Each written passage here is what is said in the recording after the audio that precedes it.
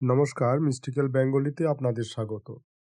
তো এই পর্বে যে বিষয়গুলিকে নিয়ে আমি আলোচনা করব সেগুলি হচ্ছে the universal maxims of teaching, mastering the art of instruction, phases and effective teaching behaviours, the teachers mindset and tool kit, competencies and skill, the four lessons of learning, teaching modalities, the ladder of learning, exploring the four levels of teaching, the evolution of instruction, pedagogy, andragogy, and huitagogy. এই ছটি বিষয়কে নিয়ে আমরা আজকের ক্লাসে আলোচনা করব। এই ছটি বিষয়ে আজকের ক্লাসে আলোচনা করার পর এই টিচিং অ্যাপটিটিউড ক্লাসটি শেষ হবে। এই ক্লাসটির একটি পর্ব আমাদের চ্যানেলে অলরেডি রয়েছে, আপনারা দেখে আসতে পারেন বোঝার সুবিধার্থে। তো স্বভাবতই এই ছটা বিষয় আমি বিস্তারিত আলোচনা করব, তাহলে ক্লাসটা অনেকটাই বড় হবে। ধৈর্য ধরে শুনবেন এবং বিষয়গুলো জানার চেষ্টা করবেন। তো চলুন বিষয়গুলো একে একে আলোচনা করি। প্রথম বিষয় the universal maxims of teaching. Subject কি আছে? Pedagogy and instructional design. প্রথমেই আমরা পড়ব সেটা হচ্ছে introduction page. We are exploring the maxims of teaching. আজ আমরা শিক্ষাদানের মূলনীতি বা ম্যাক্সিমাস নিয়ে আলোচনা করব। In the same way that actions speak louder than word serves as a moral compass in life, this maxims serves as the professional compass for educator. অর্থাৎ জীবন চলার পথে যেমন কথার চেয়ে কাজ বড় এই প্রবাদগুলো আমাদের পথ দেখায়, তেমনি এই মূল নীতিগুলি একজন শিক্ষকের জন্য পেশাদার কম্পাস হিসাবে কাজ করে। ইট is important to remember that education is not static. আমাদের মনে রাখতে হবে যে শিক্ষা ব্যবস্থা স্থবির নয়। Just as social norms involve like our modern encouragement to talk to strangers for new perspective, our approach to the classroom must also adapt. সময়ের সাথে সাথে যেমন সামাজিক নিয়ম পরিবর্তন হয়, উদাহরণ হিসাবে বলা যেতে পারে বর্তমানে নতুন দৃষ্টিভঙ্গি পাওয়ার জন্য অপরিচিতদের সাথে কথা বলাকে উৎসাহিত করা হয়ে থাকে, সেই রকম আমাদের পড়ানোর পদ্ধতিতেও মানিয়ে নিতে হয়। However, these 12 principles remain the bedrock of effective instruction. তবে এই 12টি মূলনীতি আজও কার্যকর পাঠদানের ভিত্তি হিসেবে টিকে আছে। Let's break them down. চলুন এগুলো বিস্তারিত জেনে নেওয়া যাক। কোন 12টি পদ্ধতি আমাদের শিক্ষাদানে সাহায্য করে সেগুলো আমরা একে একে আলোচনা করব। প্রথম ফেজ 1-এ যেটি আছে সেটি হচ্ছে স্ট্রাকচারিং কন্টেন্ট কমপ্লেক্সিটি, অর্থাৎ বিষয়বস্তুর জটিলতা বিন্যাস করা। অর্থাৎ কোনো বিষয়টা কিভাবে শিখব সেই পদ্ধতিটাকে বলা হচ্ছে স্ট্রাকচারিং কন্টেন্ট কমপ্লেক্সিটি। সেই পদ্ধতিটা জানতে গেলে কতগুলো বিষয়ের উপর আমাদের নির্ভর করতে হয়। সেই বিষয় কোনগুলো সেটাই আমরা এখন আলোচনা করব। When we design a curriculum, we must consider the cognitive load on the student. মানে কি? যখন আমরা একটি পাঠ্যক্রম তৈরি করি তখন শিক্ষার্থীর মানসিক চাপের কথা মাথায় রাখতে হয়। We follow 3 primary paths. আমরা মূলত 3টি পথ অনুসরণ করতে পারি। কোন 3টি পথ? From simple to complex, from known to unknown, from concrete to abstract. First যে পদ্ধতিটা আমরা অবলম্বন করি এই 12টা পদ্ধতির মধ্যে সেটা হচ্ছে ফ্রম সিম্পল টু কমপ্লেক্স, অর্থাৎ সহজ থেকে জটিল পদ্ধতির মাধ্যমে শিক্ষা। বিষয়টা কেমন? Never start with the hard staff. কখনোই কঠিন বিষয় দিয়ে শুরু করবেন না। In math we master addition and subtraction before we ever touch a trigonometric identity. গণিতে ত্রিকোণমিতি ধরার আগে আমরা যোগ বিয়োগ শিখি। Build the foundation first. আগে ভিত্তি মজবুত করতে হবে।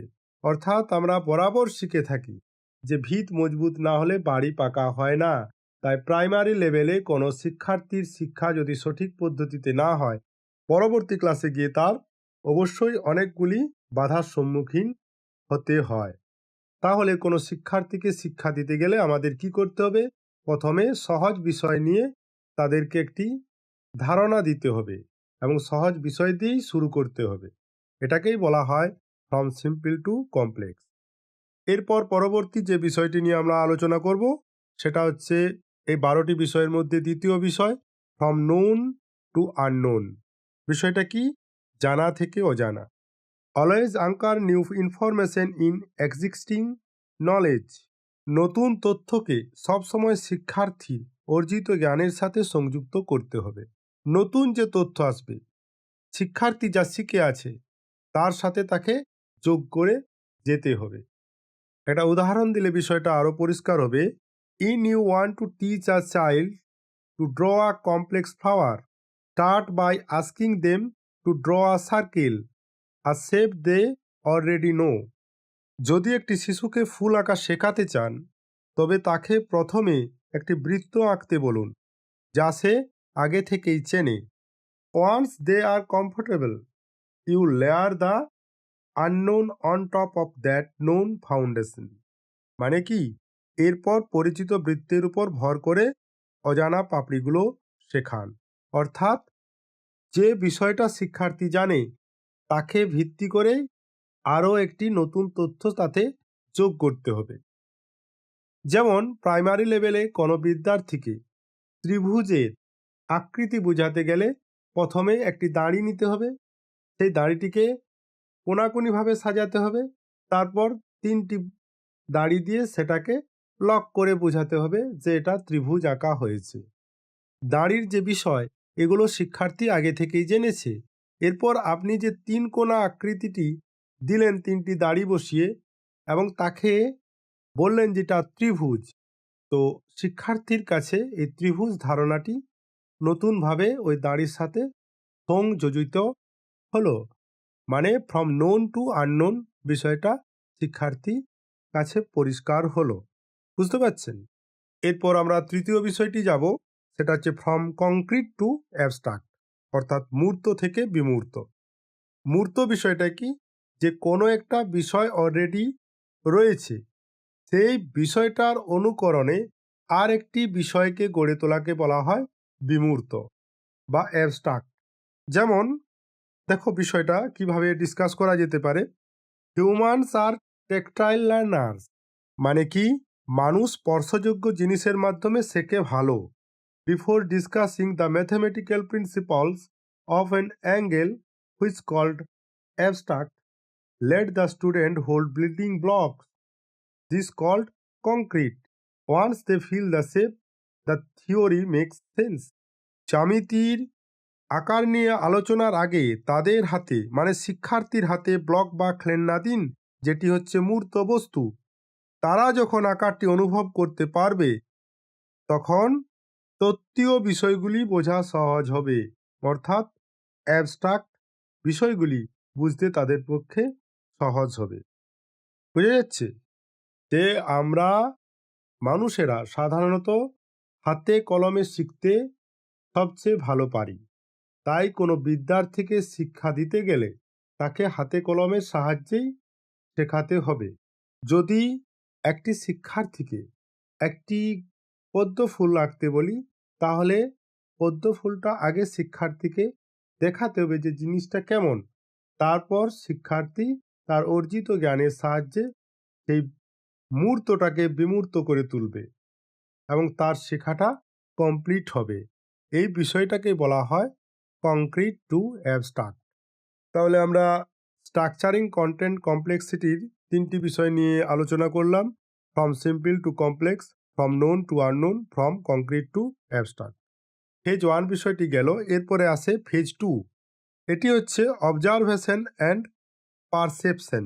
মানে কি? পর্যবেক্ষণ এবং উপলব্ধি।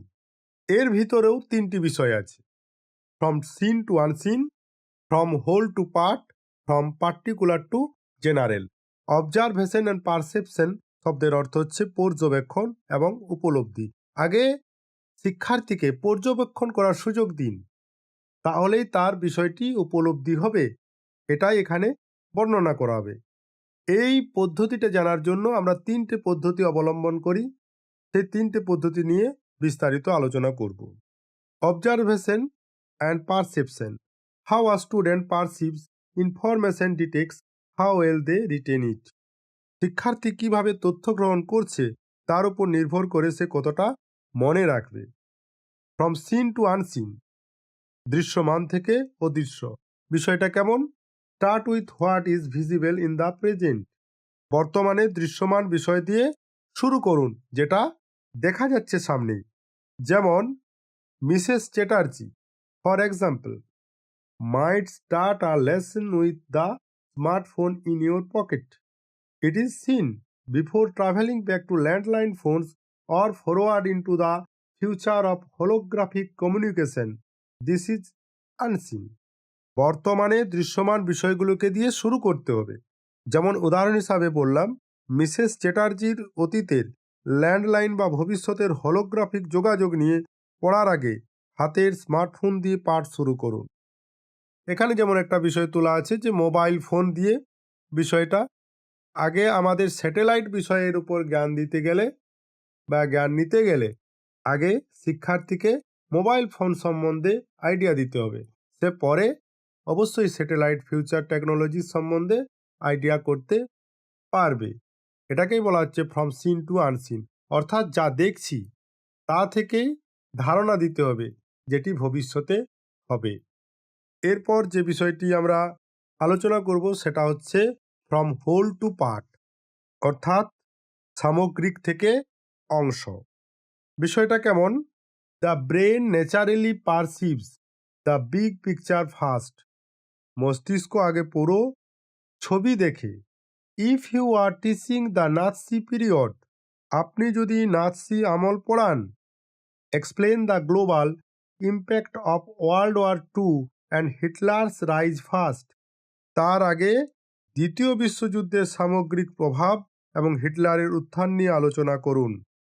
Once the students see the whole forest they can begin to examine the individual trees. শিক্ষার্থীরা যখন পুরো বন বা প্রেক্ষাপটটি দেখবে তখন তারা নির্দিষ্ট যুদ্ধ বা হলোকাস্টের মতো একটি একক গাছ বা খুঁটিনাটি বিষয়গুলো বুঝতে পারবে। অর্থাৎ শিক্ষার্থীর সামনে আগে যে বিষয়টিকে এক্সপ্লেন করবেন সেই বিষয়টির সম্বন্ধে খুঁটিনাটি ধারণা দিতে হবে।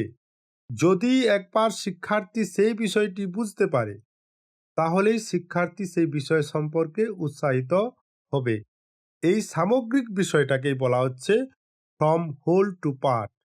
অর্থাৎ যখন আপনি হিটলারের বিষয় নিয়ে বা তার নাৎসি বাহিনী নিয়ে আলোচনা করছেন তখন তার আগে ধারণা দিচ্ছেন যে দ্বিতীয় বিশ্বযুদ্ধের কি প্রভাব পড়েছিল সারা বিশ্বে, একই সাথে হিটলারের কিভাবে উত্থান ঘটেছিল সেই বিষয়টিও আপনি আলোচনা করছেন।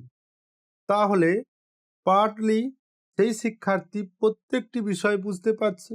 অর্থাৎ যে হোল পিকচারটা আপনি দিলেন নাৎসি বাহিনী সম্পর্কে এবং তার সাথে যে হাত পাগুলো জুড়লেন, শিক্ষার্থী এবার থেকে নিশ্চয়ই সেই হাত পা বিষয়গুলিকে আলাদা করতে পারবে।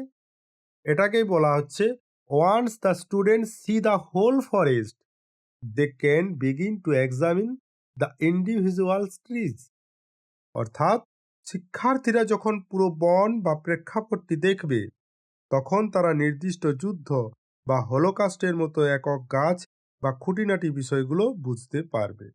তাহলে আশা করি বুঝতে পারছেন ফ্রম হোল টু পার্ট বিষয়টা কি। এরপর আমরা আলোচনা করব ফ্রম পার্টিকুলার টু জেনারেল, বিশেষ থেকে সাধারণ। সো ডোন্ট জাস্ট টেল, আগে উদাহরণ দিন, তারপর নিয়ম। A photography teacher like mister Fernandez won't start with a list of rules. He start with beautiful photos. Mister Fernandez একজন ভালো ফটোগ্রাফার। তিনি সরাসরি নিয়ম না শিখিয়ে আগে কিছু চমৎকার ছবি দেখান। By looking at specific example, the students can eventually deduce the general laws. নির্দিষ্ট উদাহরণ দেখার পর শিক্ষার্থীরা নিজে নিজেই আলোর ব্যবহার বা কম্পোজিশনের সাধারণ নিয়মগুলো বুঝতে পারবে। অর্থাৎ আগে কোনো বিষয় সম্পর্কে শিক্ষার্থীদের মনে ধারণা তৈরি করতে গেলে আগে সেই বিষয় সম্পর্কে প্রচুর উদাহরণ দিন। তাহলেই বিষয়টি সম্পর্কে বিদ্যার্থীর মনে একটা কৌতূহল তৈরি হবে, তবেই সে সেই বিষয়ের উপর ইন্টারেস্ট দেখাবে। এই যে উদাহরণের থেকে শিখতে বলার পদ্ধতি, এটাকেই বলা হচ্ছে ফ্রম পার্টিকুলার টু জেনারেল।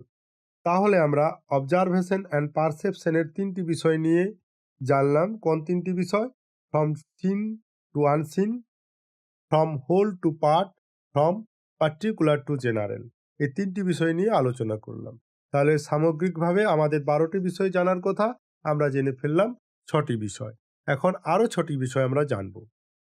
এরপর আসি ফেজ 3-তে, যেটি হচ্ছে সাইকোলজিক্যাল অ্যান্ড অ্যানালিটিক্যাল ডেভেলপমেন্ট, মানে মনস্তাত্ত্বিক এবং বিশ্লেষণাত্মক উন্নয়ন। As students mature, our teaching style must shift from the heart to the head. শিক্ষার্থীর বয়স বাড়ার সাথে সাথে শিক্ষকের পড়ানোর ভঙ্গির আবেগ থেকে যুক্তির দিকে পরিবর্তিত হওয়া উচিত। অর্থাৎ শিক্ষার্থী যত বড় হবে, শিক্ষকেরও শেখার পদ্ধতির পরিবর্তন ঘটতে থাকবে।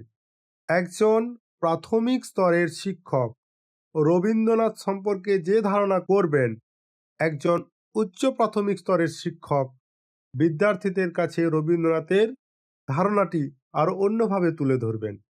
আর একজন উচ্চ মাধ্যমিক লেভেলের শিক্ষক তাকে আরও ডিটেলস রূপ দেবেন। এবং সর্বোচ্চ লেভেলের, যেটিকে বলা হয় বিশ্ববিদ্যালয়ের শিক্ষক, তারা বিদ্যার্থীকে রবীন্দ্রনাথ সম্পর্কে খুঁটিনাটি বিষয়গুলি ধারণা দেবেন। একই সাথে বিভিন্ন রবীন্দ্রনাথের কীর্তিগুলিও তুলে ধরবেন। এই যে রবীন্দ্রনাথকে নিয়ে প্রাথমিক স্তর থেকে বিশ্ববিদ্যালয় পর্যন্ত শেখানোর পদ্ধতির যে পরিবর্তন ঘটছে, এই পরিবর্তনটাকে বলা হচ্ছে সাইকোলজিক্যাল অ্যান্ড অ্যানালিটিক্যাল ডেভেলপমেন্ট। এটিও 3টি বিষয়ের উপর নির্ভর করে: from psychological to logical, from analysis to synthesis, from indefinite to definite. তো প্রথমে আমরা 7 নম্বর পয়েন্টটিকে নজর দেব, ফ্রম সাইকোলজিক্যাল টু লজিক্যাল, অর্থাৎ মনস্তাত্ত্বিক থেকে যৌক্তিক। In preschool we teach through emotions and stories to encourage sharing.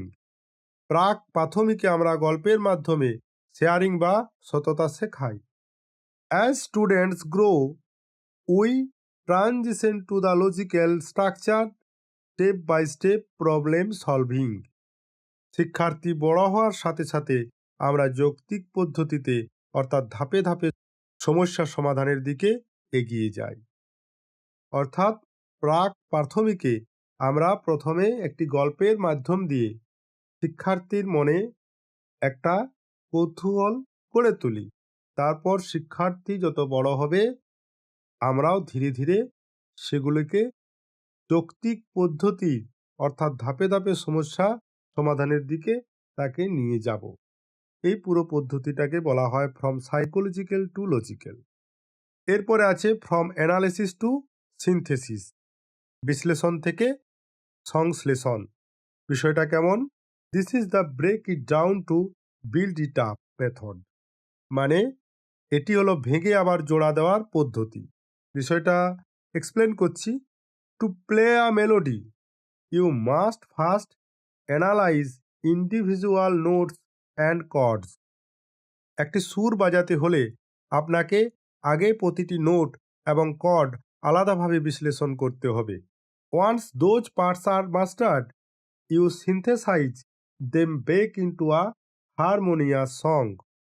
যখন এই ছোট অংশগুলো আয়ত্ত হবে, তখন সেগুলি মিলিয়ে একটি পূর্ণাঙ্গ সুমধুর সঙ্গীত বা সংশ্লেষণ তৈরি হবে। এই পদ্ধতিটাকে বলা হচ্ছে ফ্রম অ্যানালিসিস টু সিনথেসিস। এর জন্য বলা হচ্ছে আগে বিশ্লেষণ, তারপরে সংশ্লেষণ। যেমন ধরো, যোগ অঙ্ককে প্রাথমিক স্তরে ধারণা দিতে গেলে প্রথমে বিদ্যার্থীকে সংখ্যা সম্পর্কে আইডিয়া দিতে হবে। তারপর আমরা ধীরে ধীরে তাকে ছোট ছোট যোগ শেখাবো, তারপর ছোট যোগ থেকে বড় যোগগুলিকে শেখাবো। এই যে পুরো পদ্ধতিটাকে আমরা ভেঙে ভেঙে শেখাচ্ছি, এই ভাঙার পদ্ধতিটাকেই বলা হচ্ছে ফ্রম অ্যানালিসিস টু সিনথেসিস। এরপর আমরা যাব 9 নম্বর পয়েন্টটি, ফ্রম ইনডিফিনিট টু ডিফিনিট, মানে অনির্দিষ্ট থেকে নির্দিষ্ট। বিষয়টা কেমন? Students often enter a classroom with a cloud of uncertain knowledge. শিক্ষার্থীরা অনেক সময় অস্পষ্ট জ্ঞান নিয়ে ক্লাসে আসে। With a cloud of uncertain knowledge, hour job is to clarify. The teacher defines which are critical for success and ক্লিয়ার্স of any doubts. সিলেবাসের অজস্র সূত্রের মধ্যে কোনগুলো পরীক্ষার জন্য গুরুত্বপূর্ণ তা নির্দিষ্ট করে দেওয়া এবং সংশয় দূর করা শিক্ষকের প্রধান দায়িত্ব। অর্থাৎ বিদ্যার্থীর মনের মধ্যে যে কনফিউশন থাকে তাকে সম্পূর্ণভাবে রিমুভ করা এবং একই সাথে বিদ্যার্থীর পরীক্ষা পদ্ধতির পারফরমেন্সকে আরও উন্নত করা এবং শেখার বিষয়টাকে নিশ্চিত করা। এগুলোই হচ্ছে ফ্রম ইনডিফিনিট টু ডিফিনিটের প্রধান কাজ। তাহলে আমরা সাইকোলজিক্যাল অ্যান্ড অ্যানালিটিক্যাল ডেভেলপমেন্টের ফেজ 3 যে 3টি পদ্ধতি, from psychological to logical, from analysis to synthesis, from indefinite to definite, এই বিষয়গুলোকে জানলাম। তাহলে আমরা 12টার মধ্যে 9টা বিষয় জেনে নিলাম। এরপরে আমরা জানব সবশেষে ফেজ 4-এর দ্য হোলিস্টিক লার্নার বা সামগ্রিক শিক্ষার্থী, এই বিষয়টি নিয়ে জানব। এই বিষয়টিও 3টি পদ্ধতির উপর নির্ভর করে, follow nature, training of sense and encouragement to self study, এই 3টি বিষয়ের উপর নির্ভর করে। তো এই বিষয়গুলো কি সেটাই আমরা জানব। Finally we must remember that we are teaching human beings, not machines. সবশেষে আমাদের মনে রাখতে হবে আমরা যন্ত্রকে নয় বরং রক্ত মাংসের মানুষকে পড়াচ্ছি। তাহলে এই পড়ানোর পদ্ধতিটা কি হবে? ফলো নেচার, প্রকৃতিকে অনুসরণ করতে হবে। Every student has a unique nature. প্রত্যেকটি শিক্ষার্থীর একটা নিজস্ব শক্তি বা পছন্দ আছে। If a student is gifted in art, a wise teacher incorporates creative projects to match that student natural strengths. যদি কোনো শিশু শিল্পকলায় দক্ষ হয় তবে তাকে কার্যকরভাবে শেখাতে পাঠ্যক্রমে সৃজনশীল প্রজেক্ট যুক্ত করুন। অর্থাৎ কোনো শিক্ষার্থীকে শেখাতে গেলে তাহলে একটা সৃজনশীল প্রজেক্ট তার মধ্যে যুক্ত করতে হবে, সেটাকে বলা হচ্ছে ফলো নেচার। বুঝতে হবে যে সেই শিক্ষার্থী কি বিষয়ের উপর আগ্রহ প্রকাশ করছে, সেই বিষয়কে সামনে নিয়ে তাকে একটা ধারণা দিতে হবে। অর্থাৎ শিক্ষার্থীর নেচারকে ফলো করতে হবে, এটাকেই বলা হচ্ছে ফলো নেচার। এরপরে 11 নম্বর যে পয়েন্টটি আছে সেটি হচ্ছে ট্রেনিং অফ সেন্স, ইন্দ্রিয় প্রশিক্ষণ। বিষয়টা কেমন? Learning is a multi sensory experience. শেখা একটি বহুমুখী অভিজ্ঞতা। Don't just talk about a fruit, let the student see the colour, smell the scent and taste the flavour. কোনো ফল সম্পর্কে শুধু বলবেন না, শিক্ষার্থীদের রং দেখতে দিন, গন্ধ নিতে দিন এবং স্বাদ নিতে দিন। The more sense engaged, the deeper the learning. যত বেশি ইন্দ্রিয় সক্রিয় হবে শেখা তত আরও গভীর হবে। অর্থাৎ কোনো শিক্ষার্থীকে কোনো বিষয়ের উপর ধারণা দিতে গেলে সেই বিষয়ের ছবিটাকে স্পষ্ট করুন শিক্ষার্থীর মনে। তাহলেই শিক্ষার্থী যত বেশি জানবেন, যত বেশি কৌতূহল দেখাবে এবং বিষয়টি যদি আরও ইন্দ্রিয়গ্রাহ্য করতে পারেন তাহলে আরও ভালো হয়। মনে রাখবেন, যত বেশি ইন্দ্রিয়গ্রাহ্য শিক্ষা হবে তত বেশি শিক্ষার্থী দ্রুত তার প্রতি শিখতে পারবে। এটাকেই বলা হচ্ছে ট্রেনিং অফ সেন্স। এরপরে আমরা সবশেষের যে পয়েন্টটি সেটি নিয়ে আলোচনা করব, সেটা হচ্ছে এনকারেজমেন্ট টু সেলফ স্টাডি, স্ব অধ্যয়নে উৎসাহ দান। এটা খুব ইম্পর্টেন্ট একটা বিষয়। কোনো শিক্ষার্থীকে সর্বোচ্চ লেভেলে শিখতে গেলে তাকে সেলফ স্টাডি করতেই হবে। পড়া ভীষণভাবে দরকার। বিষয়টা কেমন? Our ultimate goal is to make our self redundant, অর্থাৎ আমাদের চূড়ান্ত লক্ষ্য হল শিক্ষার্থীকে স্বাবলম্বী করা। By encouraging independent study we build our student confidence. যখন আমরা তাদের স্বাধীনভাবে পড়তে উৎসাহিত করি তখন তাদের আত্মবিশ্বাস বাড়ে এবং বুদ্ধিবৃত্তিক স্বাধীনতা তৈরি হয়। এটাকেই বলা হচ্ছে এনকারেজমেন্ট টু সেলফ স্টাডি। অর্থাৎ আমাদের মতো শিক্ষকদের উচিত হবে কোনো শিক্ষার্থীকে স্ব অবলম্বন করে পড়াশোনাকে এগিয়ে নিয়ে যাওয়া। এটাকে বলা হচ্ছে এনকারেজমেন্ট টু সেলফ স্টাডি। তাহলে আমরা এই 12টি পদ্ধতি জেনে গেলাম। ফেজ 4 এর যে পদ্ধতিটি ছিল দ্য হোলিস্টিক লার্নার, সেখানে 3টি বিষয় হলো nature, training of sense and encouragement to self study. তাহলে এই 3টা নিয়ে মোট 12টা বিষয় আমরা জেনে ফেললাম। এখন কনক্লুশন কি হবে? By applying this maxims we transform a mere information giver into a facilitator of true understanding. মানে এই মূলনীতিগুলি প্রয়োগ করার মাধ্যমে আপনি কেবল একজন তথ্য প্রদানকারী থেকে একজন প্রকৃত শিক্ষকের মর্যাদা পাবেন। এটাই হচ্ছে শেষ বক্তব্য। বোঝা গেল? তাহলে আমরা 12টা বিষয় নিয়ে জানলাম। কোন 12টা বিষয় আমাদের ইউনিভার্সাল ম্যাক্সিমাস অফ টিচিং বিষয়টিকে জানতে হেল্প করে। এখন একটি ডায়াগ্রাম আছে, এই ডায়াগ্রামটাতে সুন্দরভাবে বর্ণনা করা হয়েছে কোন বিষয়টি কোন বিষয়ের উপর নির্ভরশীল।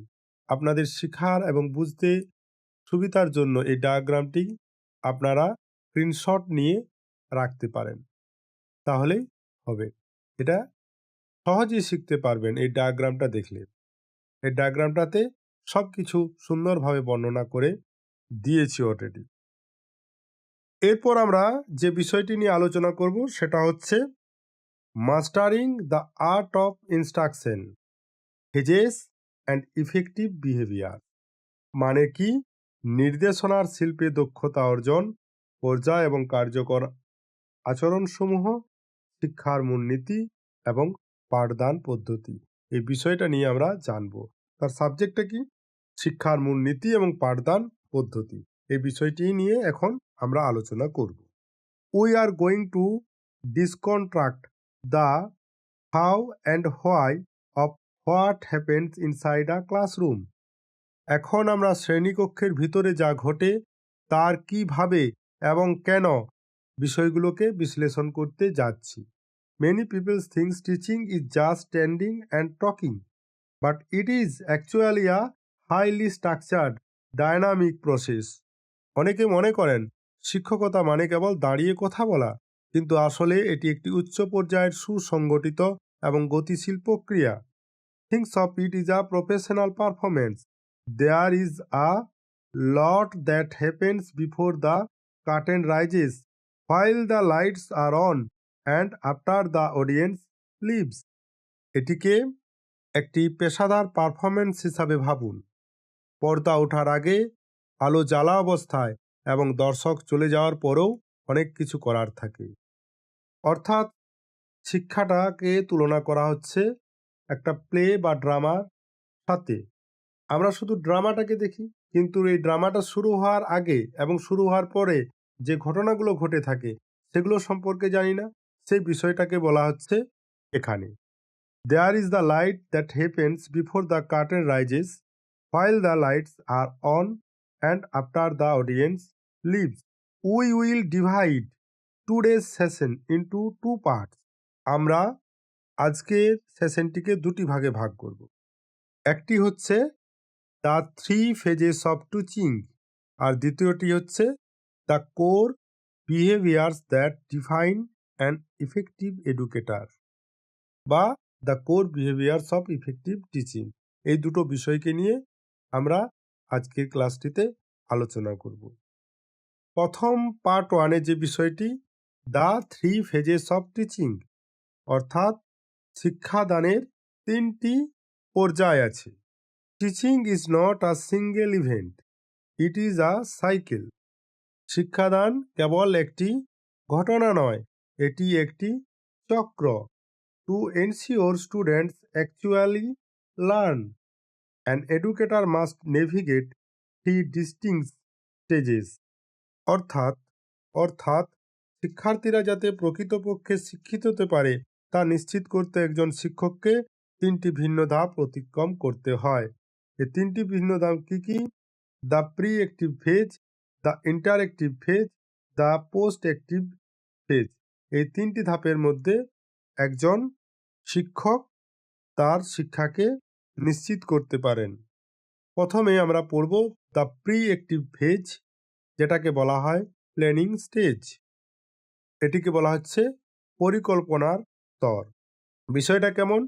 Before a teacher even sets foot in the classroom they are in the preactive phase. একজন শিক্ষক শ্রেণীকক্ষে পা রাখার আগেই তিনি প্রি অ্যাক্টিভ ফেজে থাকেন। This is the behind the scenes work. এটি হলো নেপথ্যের কাজ। It involve setting learning objectives, designing lesson plans and selecting the right materials. এর মধ্যে রয়েছে শিক্ষার উদ্দেশ্য নির্ধারণ, পাঠ পরিকল্পনা তৈরি এবং সঠিক উপকরণ নির্বাচন করা। Without the structured framework a lesson lakhs direction. এই সুসংগঠিত কাঠামো ছাড়া একটি পাঠ তার দিক হারাবে। অর্থাৎ আমরা যখন ক্লাসরুমে প্রবেশ করব তার আগে আমাদের যে বিষয়টি সেদিন ক্লাসে বলবো সেই বিষয়টি সম্পর্কে পড়াশোনা করা দরকার। এই পুরো বিষয়টাকে বলা হচ্ছে setting learning objectives, designing lesson plans and selecting the right material. আর এই বিষয়টি ছাড়া শিক্ষা কিন্তু তার নির্দিষ্ট কক্ষপথ হারাবে, তার দিক নির্ণয়টা হারিয়ে ফেলবে। অর্থাৎ কোনো কিছু বলতে গেলে আগে আমাদের পড়াশোনা করা ভীষণভাবে দরকার। এরপরে দ্বিতীয় বিষয়টি নিয়ে আলোচনা করব দ্য ইন্টারঅ্যাক্টিভ ফেজ, বা যেটিকে বলা হয় ইমপ্ল্যান্টেশন স্টেজ।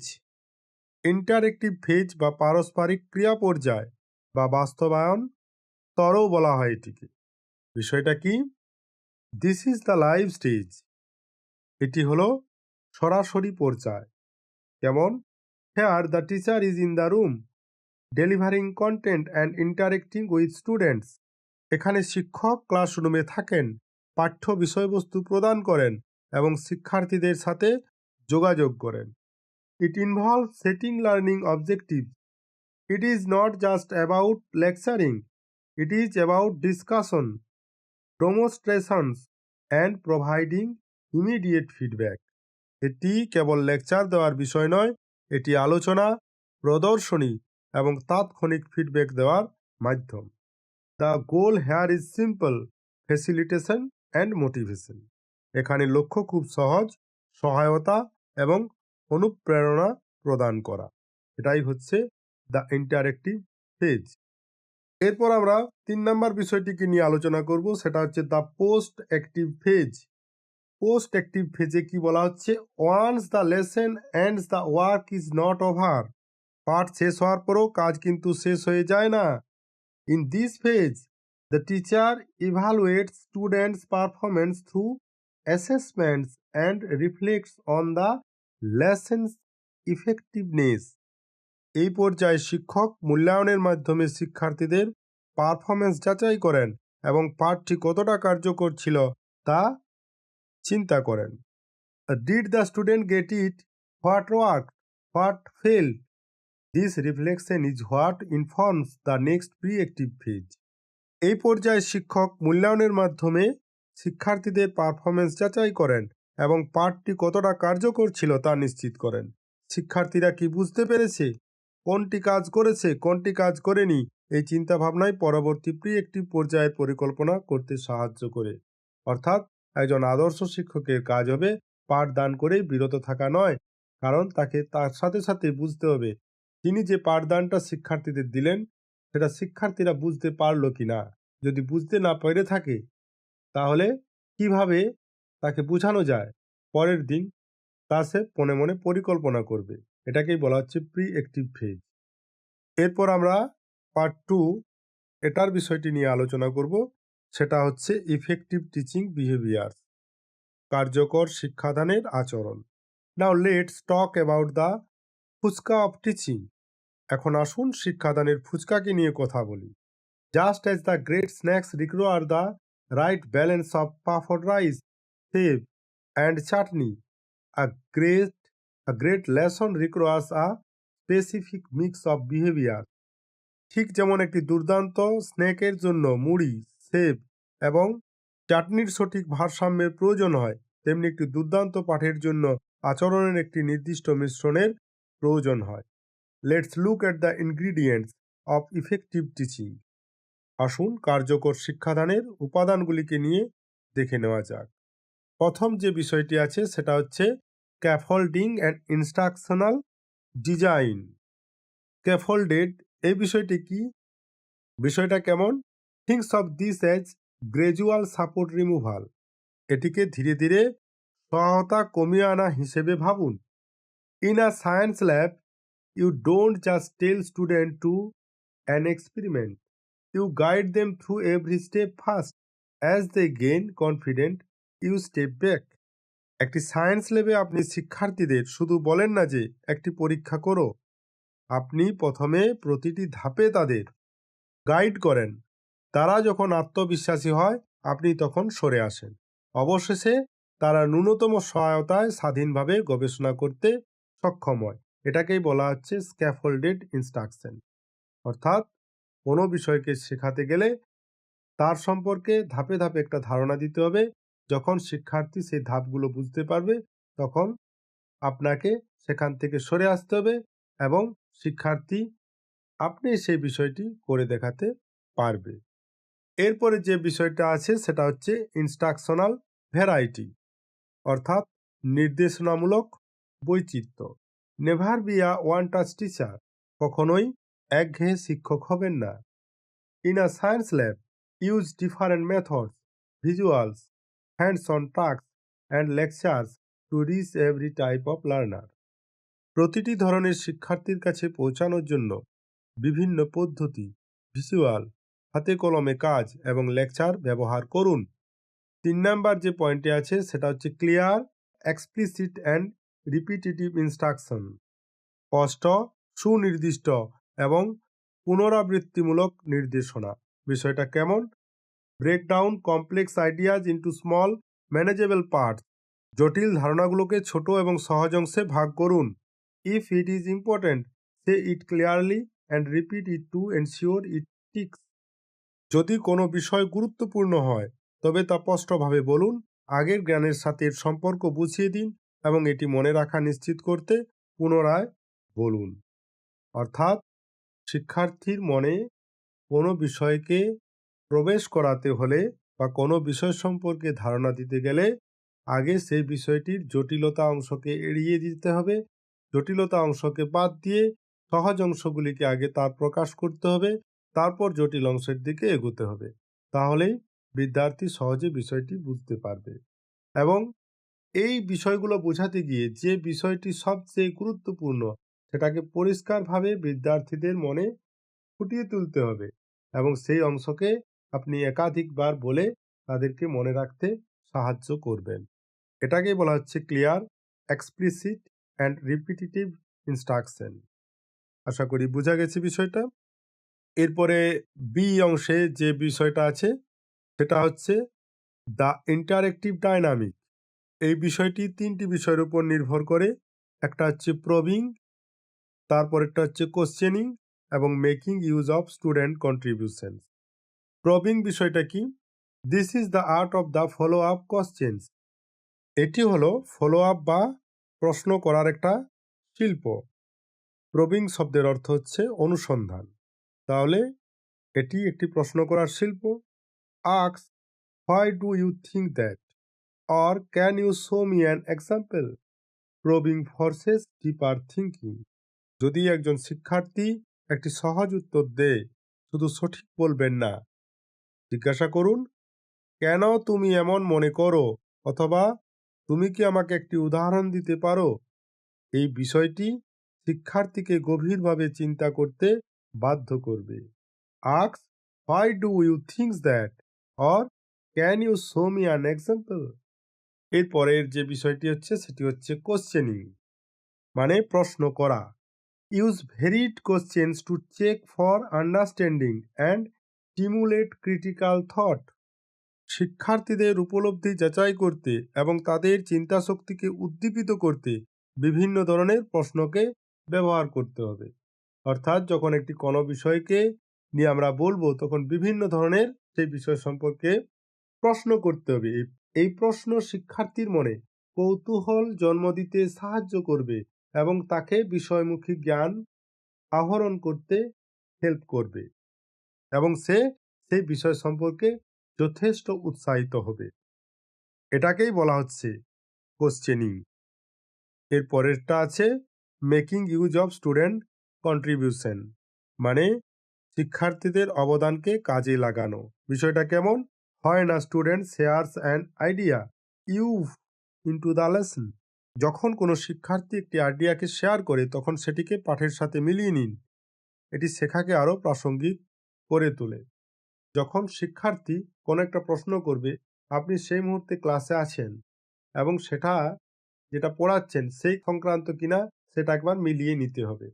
যদি মিলিয়ে নিতে পারেন এবং শিক্ষার্থী দেখা যাচ্ছে আপনি যা শেখাচ্ছেন সেখান থেকে প্রশ্ন করছে, তাহলে সেটা সর্বোচ্চ পরিমাণ শেখার একটা পদ্ধতি হবে এবং এই শেখার পদ্ধতিটাকে আরও প্রাসঙ্গিক করে তুলবে। এটাকেই বলা হচ্ছে শিক্ষার্থীদের অবদানকে কাজে লাগানো, making use of student contribution. এর যে অপশন আছে সেটা হচ্ছে classroom management and learning climate, শ্রেণীকক্ষের ব্যবস্থাপনা এবং পরিবেশ। 7 নম্বর পয়েন্টটি লক্ষ্য করুন, টিচার্স টাস্ক ওরিয়েন্টেশন, শিক্ষকের কাজ ভিত্তিক মনোভাব। We must maximize instructional times, আমাদের অবশ্যই শিক্ষাদানের সময় সর্বোচ্চ ব্যবহার করতে হবে।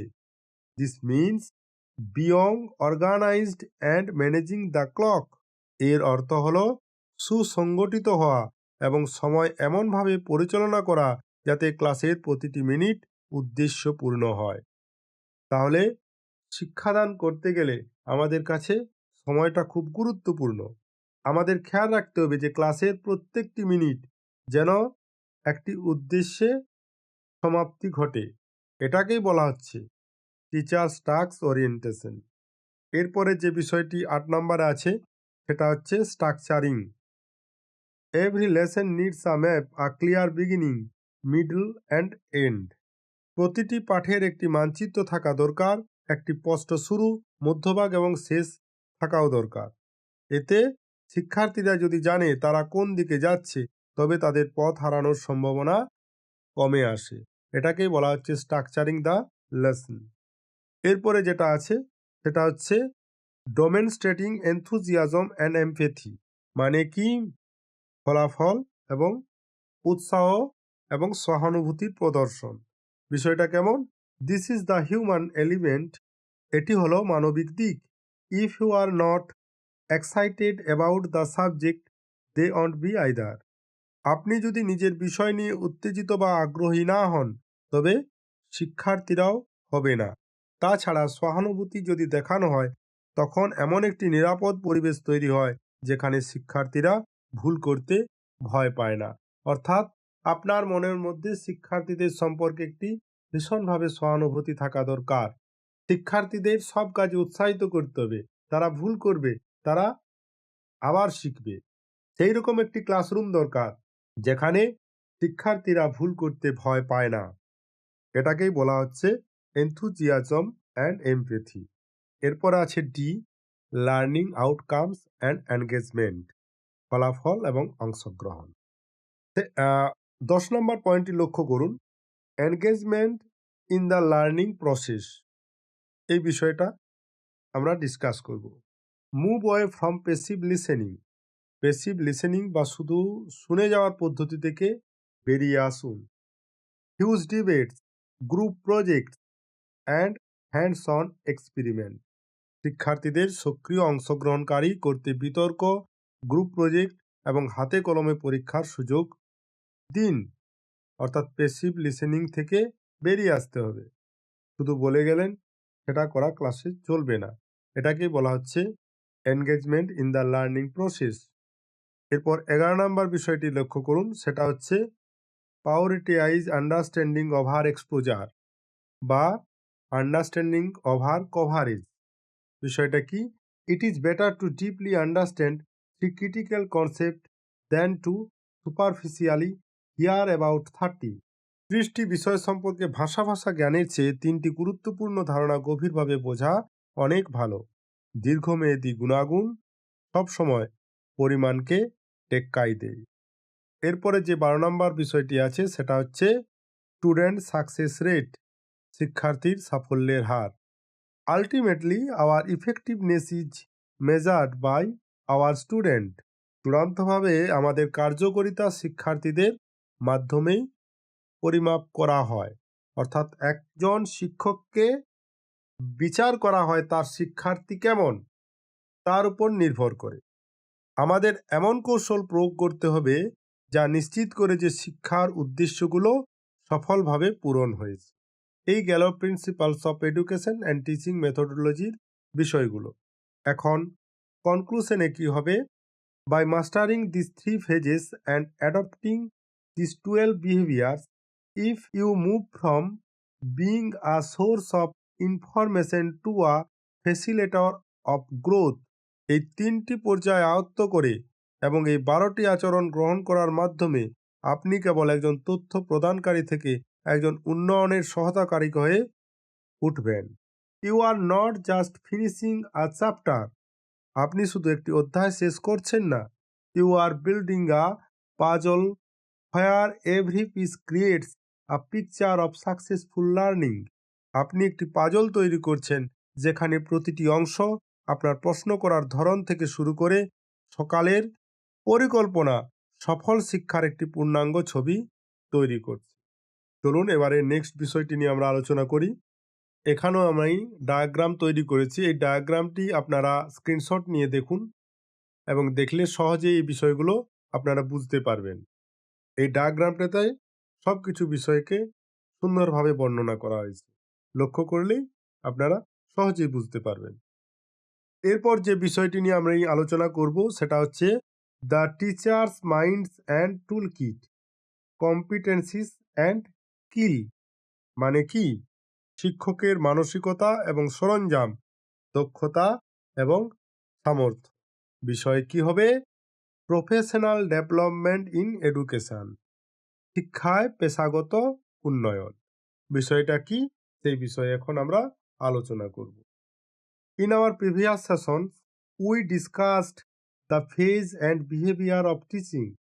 নাও we are going deeper into the person behind the podium. আমাদের আগের সেশনগুলোতে আমরা শিক্ষাদানের পর্যায় এবং আচরণগুলো নিয়ে আলোচনা করেছি।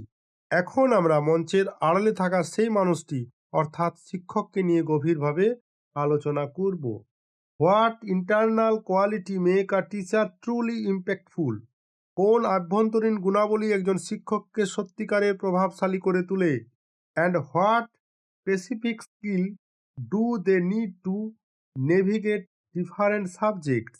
এবং বিভিন্ন বিষয় পরিচালনা করার জন্য তাদের কি ধরনের নির্দিষ্ট দক্ষতার প্রয়োজন হয়।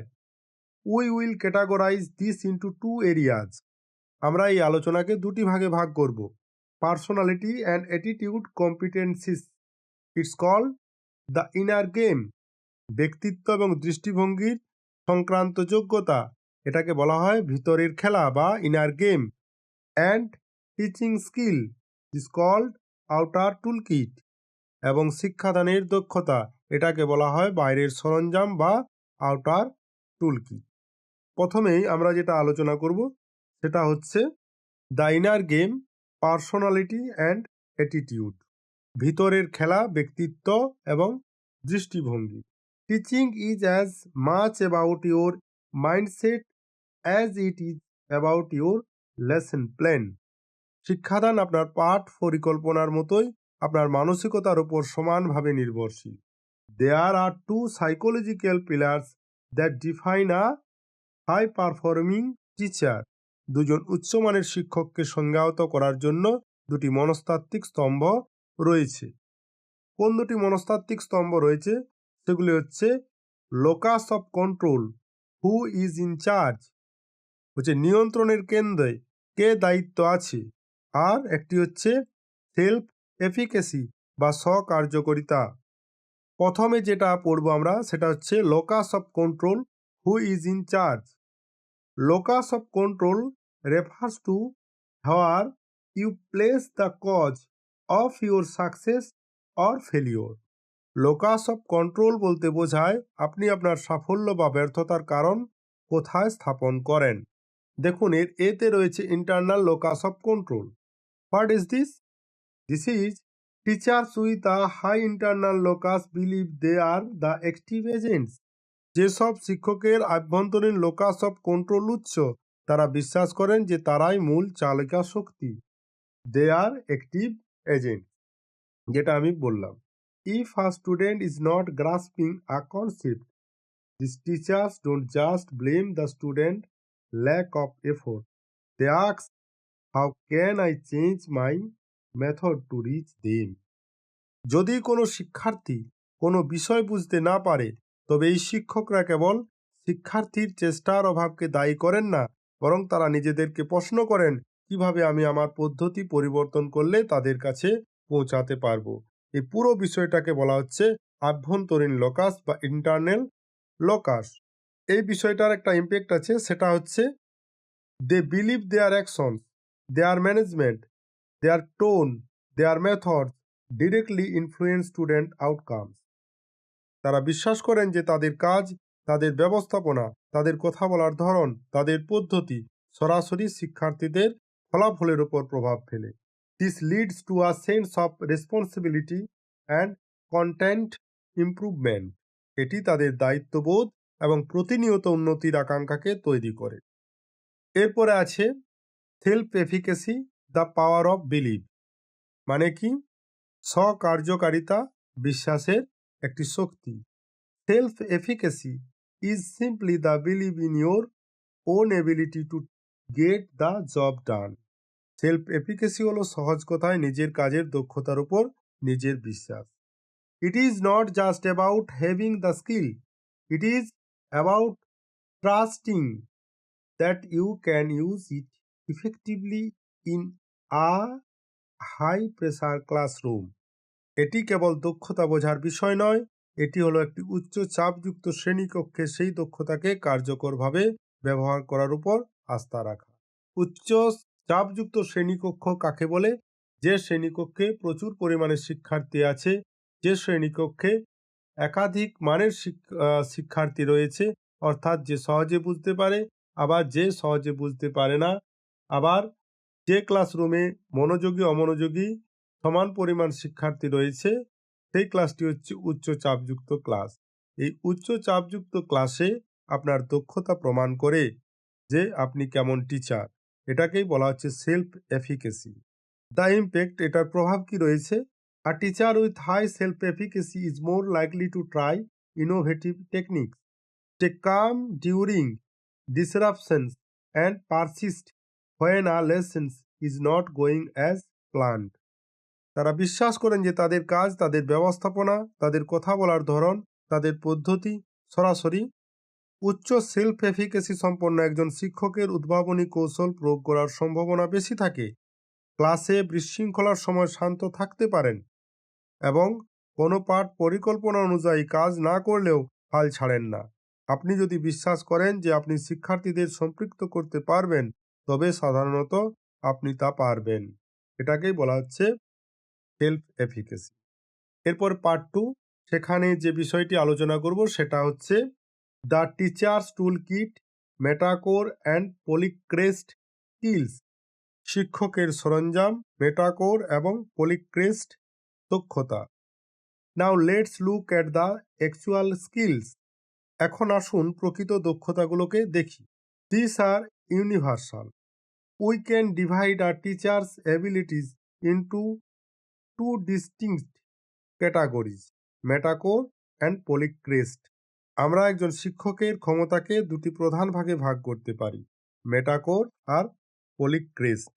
এখন 1 নাম্বার পয়েন্টটি লক্ষ্য করুন, metacore skill the foundational Swiss army knife. তার মানে কি? মেটাকোর দক্ষতা মৌলিক Swiss army knife. Metacore skill are the core skill. Metacore দক্ষতা হলো সেই মূল দক্ষতা, দিস আর ইউনিভার্সাল, যা সার্বজনীন। Whether you are teaching kindergarten or a PhD seminar, you need these to survive. আপনি কিন্ডারগার্টেন বা পিএইচডি সেমিনার যেখানেই পড়ান না কেন, টিকে থাকার জন্য আপনার এগুলো প্রয়োজন। এর মধ্যে রয়েছে দে ইনক্লুড, এর মধ্যে কি রয়েছে? Clear communication, the ability to explain complex ideas simply, স্পষ্ট যোগাযোগ, জটিল ধারণাগুলো এখানে সহজভাবে ব্যাখ্যা করার ক্ষমতা। এরপরে আছে ডাইভার্স ট্যাকটিক্স, মানে বৈচিত্র্যময় কৌশল, knowing more than one way to explain a concept. পরের শীতে আছে স্টুডেন্ট এনগেজমেন্ট, শিক্ষার্থীর সম্পৃক্ততা, the magic that keep a room focus, সেই জাদু যা পুরো ক্লাসের মনোযোগ ধরে রাখে। উদাহরণ example, think of a history teacher, একজন ইতিহাস শিক্ষকের কথা ভাবুন। They use metaphor skills when they transform a dry list of dates into a complaining story. তিনি যখন তারিখের একটি নীরস তালিকাকে একটি আকর্ষণীয় গল্পে রূপান্তর করেন, তখন তিনি মেটাকোর দক্ষতাকে ব্যবহার করছেন। The story telling is the core skill that bring the history to life.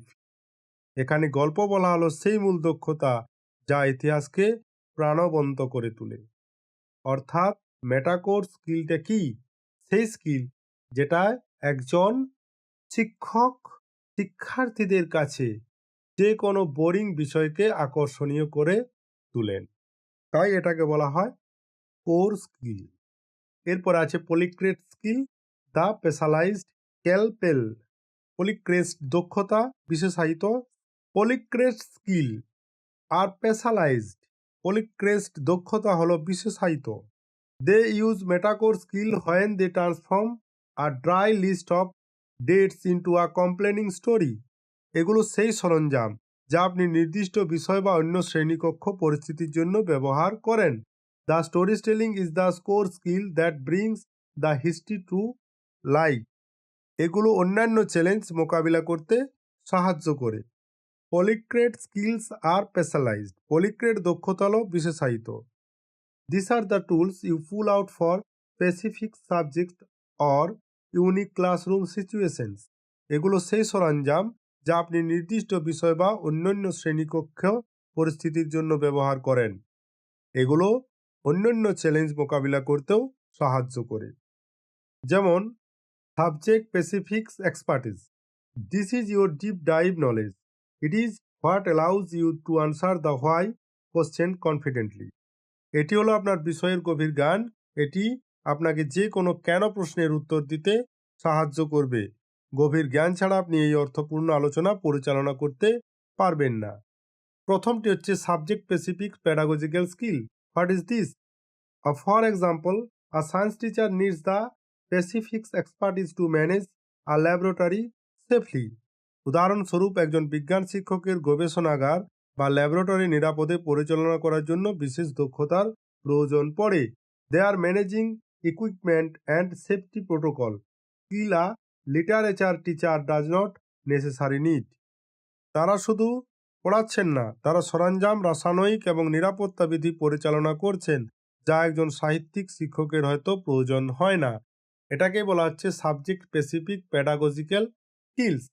এরপরে আছে সাবজেক্ট স্পেসিফিক এক্সপার্টিস, যেটাকে বলা হচ্ছে deep content knowledge. This is your deep dive knowledge.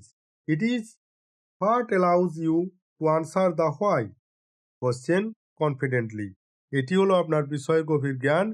এটি আপনাকে যে কোনো কেন প্রশ্নের উত্তর আত্মবিশ্বাসের সাথে দিতে সাহায্য করে। গভীর জ্ঞান ছাড়া আপনি এই অর্থপূর্ণ আলোচনা পরিচালনা করতে পারবেন না। এখন আমরা এই বিষয়টির কনক্লুশনে আসব। To be an effective educator you need both একজন কার্যকর শিক্ষাবিদ হতে হলে আপনার উভয়কেই প্রয়োজন। You need the metaphor skills to communicate and the polycrest skill to provide depth in your field.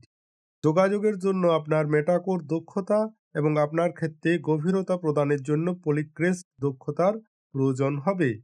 But more importantly, you need the internal locus of control and self-efficacy to believe that you have the power to make a difference every single day. তবে আরও গুরুত্বপূর্ণ হলো আপনার আভ্যন্তরীণ locus of control এবং self efficacy থাকা প্রয়োজন, যাতে আপনি বিশ্বাস করতে পারেন যে প্রতিদিন পরিবর্তন আনার ক্ষমতা আপনার আছে। এরপর যে বিষয়টি নিয়ে আমরা আলোচনা করব সেটা হচ্ছে the 4 lessons of learning teaching modalities, মানে শেখার 4টি দৃষ্টিভঙ্গি, শিক্ষাদানের পদ্ধতিসমূহ। বিষয় কি? Instructional strategies and educational theory, নির্দেশনামূলক কৌশল এবং শিক্ষামূলক তত্ত্ব। এই বিষয়টিকে নিয়ে আমরা এরপর আলোচনা করব। Introduction. When we talk about teaching, we often imagine a teacher standing at a chalkboard. যখন আমরা শিক্ষাদান নিয়ে কথা বলি, আমরা সাধারণত ব্ল্যাকবোর্ডের সামনে দাঁড়িয়ে থাকা একজন শিক্ষকের ছবি কল্পনা করি। But in reality, teaching is a versatile toolkit. কিন্তু বাস্তবে শিক্ষাদান হলো একটি বহুমুখী সরঞ্জাম। Depending on the goal, whether it's learning a quick skill or changing a person's entire perspective, we use different modalities. লক্ষ্যের উপর ভিত্তি করে, সেটি দ্রুত কোনো দক্ষতা শেখা হোক বা কোনো ব্যক্তির সম্পূর্ণ দৃষ্টিভঙ্গি পরিবর্তন করা, আমরা বিভিন্ন মডালিটি বা পদ্ধতির ব্যবহার করি। Today we will explore the 4 primary wedge we facilitate learning. আজ আমরা শেখার 4টি প্রাথমিক পর্যায়কে নিয়ে আলোচনা করব। সেগুলো হচ্ছে কি কি?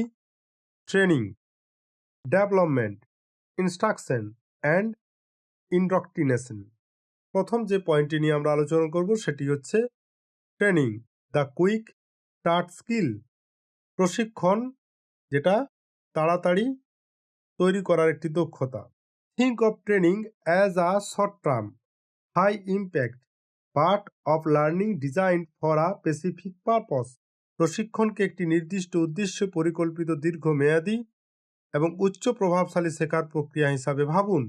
ইট isn't about deep philosophy, it's about performance. এটি কোনো গভীর দর্শন সম্পর্কে নয়, এটি মূলত দক্ষতা বা পারফরমেন্স সম্পর্কে। The goal to make someone competent at a specific task in a short duration. স্বল্প সময়ের মধ্যে কাউকে কোনো নির্দিষ্ট কাজে দক্ষ করে তোলা হচ্ছে এর লক্ষ্য। দ্য রিলেটেবল এক্সাম্পল, একটি সহজ উদাহরণ দেওয়া যেতে পারে। Imagine a cousin visits and wants to play a video game on your PlayStation.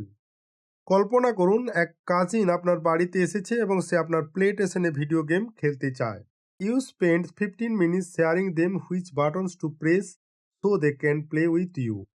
আপনি তাকে 15 মিনিট সময় নিয়ে দেখালেন কোন বোতাম টিপলে কি হয়, যাতে সে আপনার সাথে খেলতে পারে।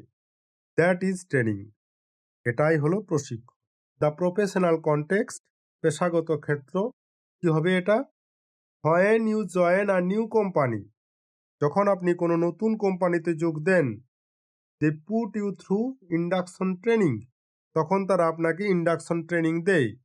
দে are not teaching you your whole career yet, তারা আপনাকে আপনার পুরো ক্যারিয়ার শেখাচ্ছে না। They are just sharing you the office hierarchy, the policies and how to get started on day one. তারা শুধু অফিসের নিয়মকানুন, নীতি এবং প্রথম দিন কিভাবে কাজ শুরু করবেন তা দেখিয়ে দিচ্ছে। এটাকেই বলা হয় দ্য প্রফেশনাল কনটেক্সট। এরপরে আছে 2 নম্বর point, development, the long game of learning. উন্নয়ন একটি দীর্ঘমেয়াদী খেলা। বিষয়টা কেমন? If training is a sprint, যদি প্রশিক্ষণ একটি প্রিন্ট হয়, মানে দ্রুত দৌড়ানো। ডেভেলপমেন্ট ইজ আ ম্যারাথন, তবে উন্নয়ন বা বিকাশ হলো একটি marathon. It is a continuous life long process of growth and progress. এটি একটি নিরবিচ্ছিন্ন এবং আজীবন বিকাশের প্রক্রিয়া। অর্থাৎ আমরা যতদিন বাঁচি ছোট থেকে বড় পর্যন্ত কিছু না কিছু শিখতে থাকি এবং এই শিকার মধ্যে আমাদের কিছু না কিছু অর্জিত জ্ঞান হতে থাকে। এটাকেই বলা হচ্ছে ডেভেলপমেন্ট দ্য লং গেম।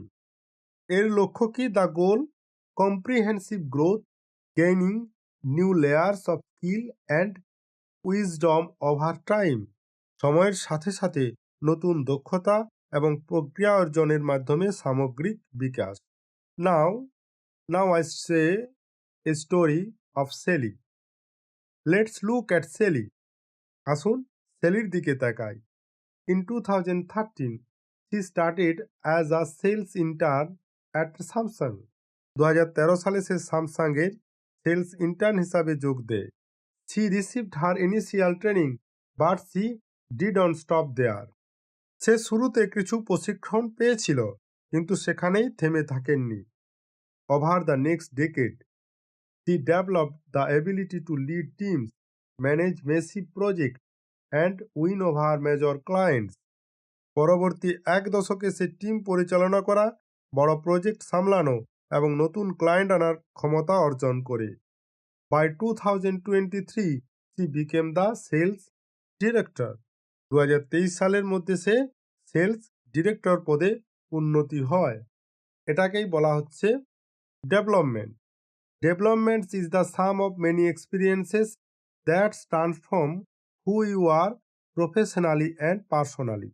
উন্নয়ন হলো অনেক অভিজ্ঞতার সমষ্টি যা আপনাকে পেশাগত এবং ব্যক্তিগতভাবে রূপান্তরিত করে। এরপরে আছে ইনস্ট্রাকশন দ্য ব্লুপ্রিন্ট, নির্দেশনা বা নীল নকশা। Instruction is the organized, structured and plan delivery of information. নির্দেশনা হলো সুসংগঠিত, কাঠামোগত এবং পরিকল্পনাগত তথ্য প্রদান করা। It provides the rules of the game. এটি বিষয়ের নিয়মকানুন সরবরাহ করে। দ্য গোল, এর লক্ষ্য কি? To share vital information in a logical sequence so the student understands the framework of the subject. এটি যৌক্তিক ক্রমে গুরুত্বপূর্ণ তথ্য শেয়ার করা যাতে শিক্ষার্থী একটি বিষয়ের মূল কাঠামোটি বুঝতে পারে। দ্য অ্যানালজি, এর সাদৃশ্য কি? When you put up a new video game, instruction often pop on the screen. যখন আপনি নতুন ভিডিও গেম শুরু করেন তখন স্ক্রিনে প্রায়ই কিছু নির্দেশাবলী আসে। এরকম নির্দেশগুলি আসে: press X to jump, collect coins to heal. লাভ দেওয়ার জন্য বা এক্স টিপুন, সুস্থ হওয়ার জন্য কয়েন সংগ্রহ করুন। এটাকেই বলা হচ্ছে instruction in the organise, structure and plan. The classroom application, শ্রেণীকক্ষে প্রয়োগ। এটার কি হবে? In teaching, this involve the teacher thoughtfully mapping out how to present a lesson so that student don't just hear facts but understand the organise system behind them. পাঠদানের ক্ষেত্রে এটি শিক্ষক কর্তৃক পরিকল্পিতভাবে পাঠ উপস্থাপনাকে বোঝায়, যাতে শিক্ষার্থীরা কেবল তথ্যই না শোনে বরং এর পেছনে সুশৃঙ্খল ব্যবস্থাটিকেও বুঝতে পারে। এরপর আছে ইন্ডক্ট্রিনেশন, দ্য বিলিভ গিফট। ইন্ডক্ট্রিনেশন বা বিশ্বাস পরিবর্তন। This is a more intense modality. এটি আরও গভীর পদ্ধতি। Indoctrination goes beyond just sharing facts. It's involved persuasion and the shaping of belief. Indoctrination কেবল তথ্য শেয়ার করার ঊর্ধ্বে, এটি প্ররোচনা এবং বিশ্বাসের রূপান্তরের সাথে জড়িত। দ্য গোল কি? এটার লক্ষ্য কি? Two install a strong deep seated believe in specific ideas of values. নির্দিষ্ট ধারণা বা মূল্যবোধের প্রতি একটি শক্তিশালী এবং গভীর বিশ্বাস স্থাপন করা। দ্য লজিক, কি যুক্তি আছে? You can teach someone without indoctrinating them, but you can not indoctrinate someone without teaching them first. আপনি কাউকে ইন্ডক্ট্রিনেট না করেও শেখাতে পারেন, কিন্তু শেখানো ছাড়া কাউকে ইন্ডক্ট্রিনেট বা দীক্ষিত করা সম্ভব নয়। Teaching provide the information, indoctrination adds the you must believe this layer. Teaching তথ্য প্রদান করে আর ইন্ডক্ট্রিনেশন সেখানে তোমাকে এটি বিশ্বাস করতেই হবে এই স্তরটিকে যোগ করে। অর্থাৎ ইন্ডক্ট্রিনেশন হচ্ছে দীক্ষিত করা। ধরো তুমি ঈশ্বরকে ভক্তি করছো, তুমি জানো ঈশ্বর আছে, কিন্তু তোমার গুরু বা তোমার ধর্মগুরু বলা ভালো, যাকে আপনি বিশ্বাস করেন, তিনি যখন সংশ্লিষ্ট ঈশ্বরকে আরও কাছে আনার জন্য কিছু প্রক্রিয়া বলে দেন, তাতে আপনি তা বিশ্বাস করেন এবং মেনে চলেন, তখন সেই পদ্ধতিটা হয়ে যায় ইন্ডক্ট্রিনেশন। অর্থাৎ আপনার বিশ্বাস ছিল, কিন্তু আপনার গুরু আপনার মধ্যে ইন্ডক্ট্রিনেশন এনে আপনাকে সেখানে বাধ্য করছেন এবং বিশ্বাস করতে শেখাচ্ছেন। এটাকেই বলা হচ্ছে দীক্ষা। দ্য ফান এক্সাম্পল, একটি মজার উদাহরণ দেওয়া যেতে পারে। Imagine a friend who is a massive Swiftie. Swiftie means a Taylor Swift fan. কল্পনা করুন আপনার এক বন্ধু বিখ্যাত গায়িকা টেলর সুইফটের অনেক বড় ভক্ত। Taylor Swift, she doesn't just tell you Taylor's birth date or discography. সে কেবল আপনাকে টেলরের জন্ম তারিখ বা গানের তালিকা বাজছে না, যেটিকে বলা হচ্ছে teaching. She makes you listen to every song. সে আপনাকে টেলরের সব গান শোনাচ্ছে। গিভস ইউ কনসার্ট টিকিটস, কনসার্টের টিকিট দিচ্ছে। And constantly explain why Taylor is the greatest artist alive. এবং কেন টেলর পৃথিবীর সেরা শিল্পী তা বারবার বোঝাচ্ছে। She wants you to love Taylor as much as she does. সে চায় আপনিও যেন টেলরকে তার মতোই ভালোবাসেন। That is a form of indoctrination. এটি হলো ইন্ডক্ট্রিনেশনের একটি রূপ। তাহলে বুঝতে পারছেন ইন্ডক্ট্রিনেশন কি? টেবিলটা লক্ষ্য করুন। এই টেবিলটিতে সমস্ত বিষয়টি সংক্ষিপ্তভাবে বর্ণনা করা হয়েছে। যে মডালিটির কোন 4টি ভাগ আছে এবং তার কি কি ফোকাস রয়েছে, তার টাইম ফ্রেম কিভাবে লাগছে এবং এর আউটকাম কি হচ্ছে। এই টেবিলটা আপনাকে সহজে এই বিষয়গুলো মনে রাখতে সাহায্য করবে। এরপর এই বিষয়টির কনক্লুশনে আমরা এখন আসব। As educators we must be careful and intentional. শিক্ষাবিদ হিসেবে আমাদের সতর্ক এবং উদ্দেশ্যমূলক হতে হবে। We train for skills, we entrust for knowledge, we facilitate development for growth, and we understand that indoctrination is a powerful tool used to shape values and core beliefs. আমরা দক্ষতার জন্য প্রশিক্ষণ দিই, জ্ঞানের জন্য নির্দেশ দিই, বৃদ্ধির জন্য উন্নয়নে সহায়তা করি এবং আমাদের বুঝতে হবে যে ইন্ডক্ট্রিনেশন হলো মূল্যবোধ এবং মূল বিশ্বাসের কাঠামোর একটি শক্তিশালী হাতিয়ার। Understanding these 4 modalities allows us to choose the right lens for every student need. এই 4টি পদ্ধতি বোঝার মাধ্যমে আমরা প্রতিটি শিক্ষার্থীর প্রয়োজনের সঠিক লেন্স বা পদ্ধতিটি বেছে নিতে পারি। এরপর আমরা যে বিষয়টি নিয়ে আলোচনা করব সেটি হচ্ছে the ladder of learning, exploring the 4 levels of teaching. শেখার মই এবং শিক্ষাদানের 4টি স্তর বিশ্লেষণ। বিষয় পেডাগজি অ্যান্ড ইনস্ট্রাকশনাল ডিজাইন, শিক্ষা বিজ্ঞান এবং নির্দেশনামূলক নকশা। We are going to explore how are students move from simply reciting the alphabet to solving complex real world problems. একজন শিক্ষার্থী কিভাবে সাধারণ বর্ণমালা মুখস্থ করা থেকে শুরু করে বাস্তব জীবনের জটিল সমস্যার সমাধান করতে শিখে, আজ আমরা তা বিশ্লেষণ করব। This progression is what we call the levels of teaching. এই পর্যায়ক্রমিক ধারণাটিকেই আমরা বলি শিক্ষাদানের স্তর। First introduced by Maurice L. Bigson in 1976, this framework helps us understand that teaching is not a one-size-fits-all activity. 1976 সালে মরিস এল বিগ প্রথম এই কাঠামোটি প্রবর্তন করেন। এটি আমাদের বুঝতে সাহায্য করে যে শিক্ষাদান কোনো গতানুগতিক বা সব শিক্ষার্থীর জন্য একই ধরনের পদ্ধতি নয়। It is a hierarchy that's move from basic memorization to deep independence reflection. এটি একটি স্তরবিন্যাস যা সাধারণ মুখস্থ বিদ্যা থেকে শুরু করে গভীর এবং স্বাধীন চিন্তন পর্যন্ত বিস্তৃত। Understanding these levels allows us as educators to meet students exactly where they are in their journey.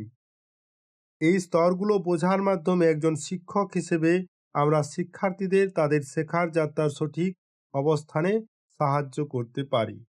The four major levels are autonomous development level, ADL, memory level of teaching, MLT, understanding level of teaching, ULT, reflective level of teaching, RLT।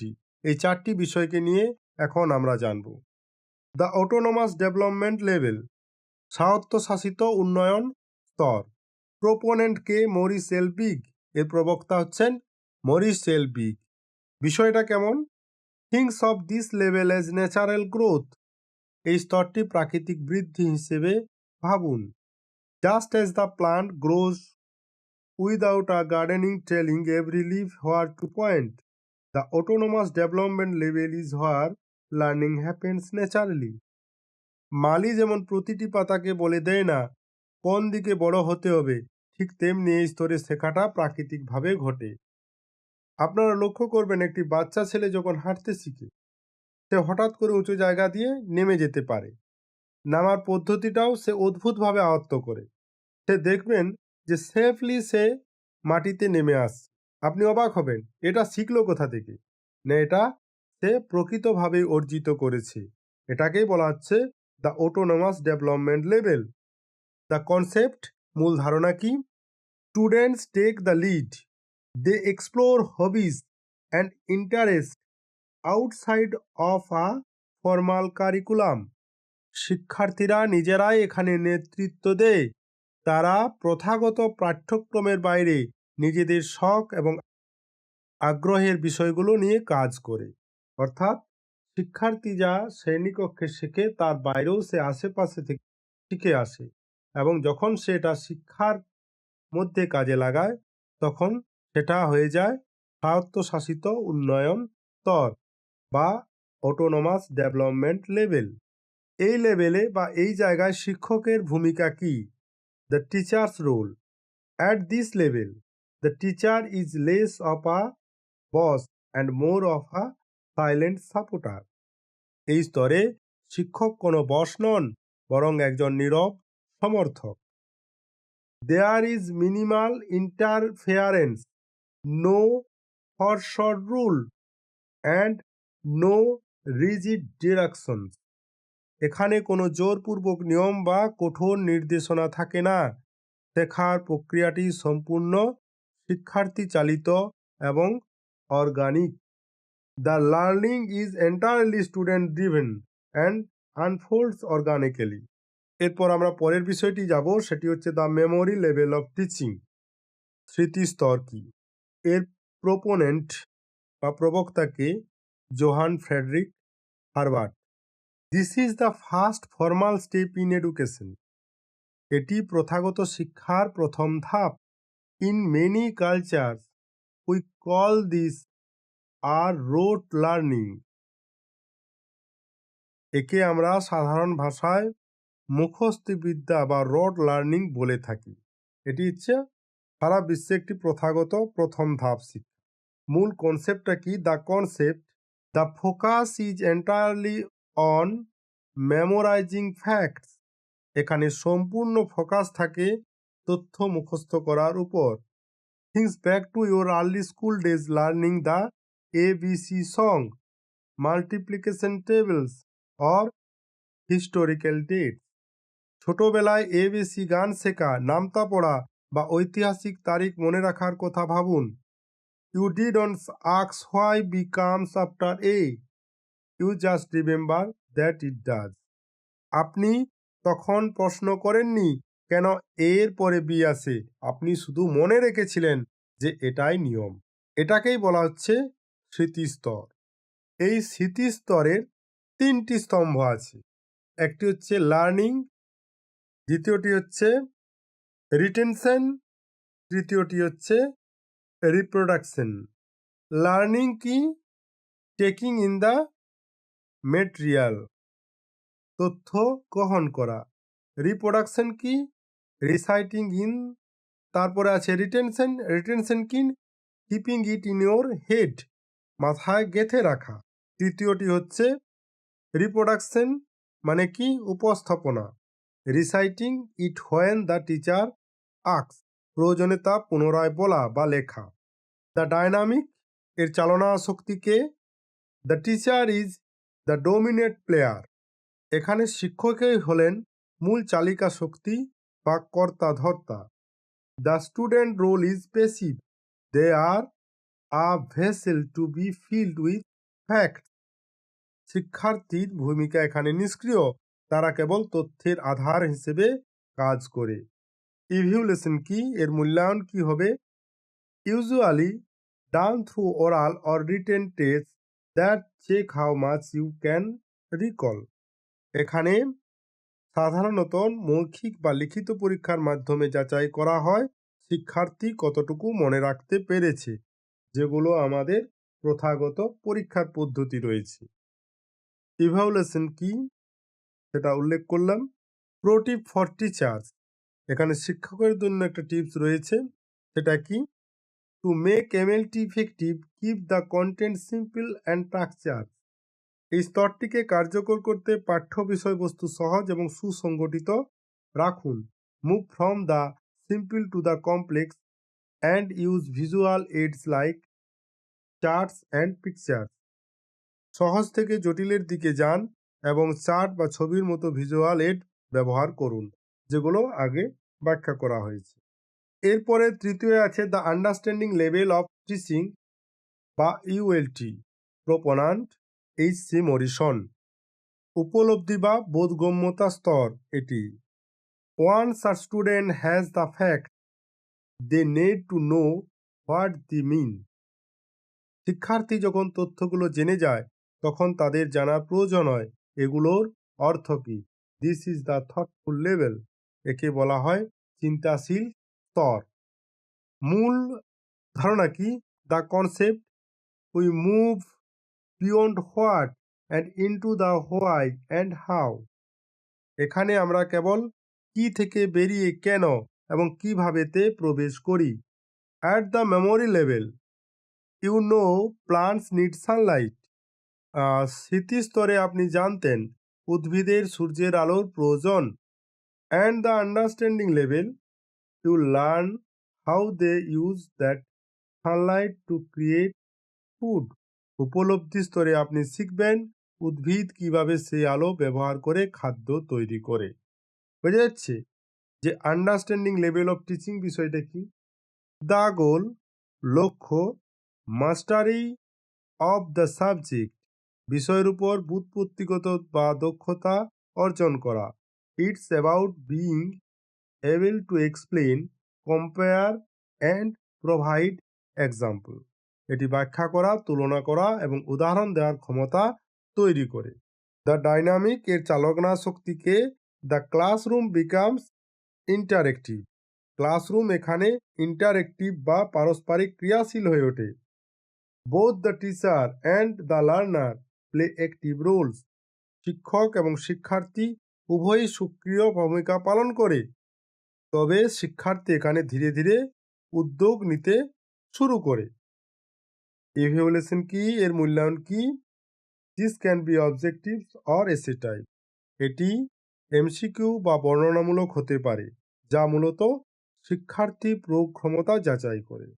তাহলে the understanding level of teaching বিষয়টি আমরা জানলাম, ৩ নম্বর বিষয়টি। এরপর আমরা the ladder of learning এর চতুর্থ এবং শেষ পয়েন্টটিকে নিয়ে জানব।